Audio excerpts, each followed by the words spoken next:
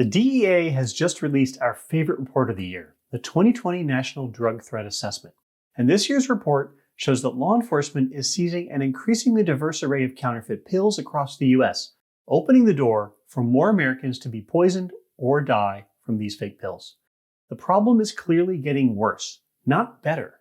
In new Opioid Trends, the DEA warns that fentanyl-laced counterfeit pills continue to be trafficked across the country and remain significant contributors to the rates of deaths observed across the country.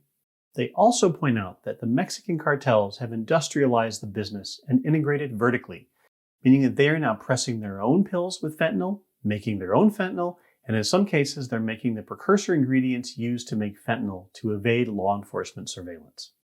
The second trend is the continued rise of counterfeit pills made with methamphetamine. There have been some high-profile prosecutions and dealers caught. To date, PSM has documented counterfeit Adderall pills in a dozen states, all of them with meth, and based upon open-source reporting, we believe the problem has emerged already in these 6 states. Finally, the DEA has noted that there are new psychoactive substances in circulation being pressed into pills. Examples of this include flualprazolam, a chemical analog of alprazolam, which is normally found in Xanax. 6 teenagers in Oregon State ended up in the local emergency room in June of 2019 after ingesting pills that they thought were Xanax, but actually contained flualprazolam. We've seen another trend the DEA is talking about in terms of pressing pills, which is fake pills made into other shapes. We've seen baby aspirin and diabetes medications. We think this is done purely as camouflage, not because there's any money in counterfeiting baby aspirin.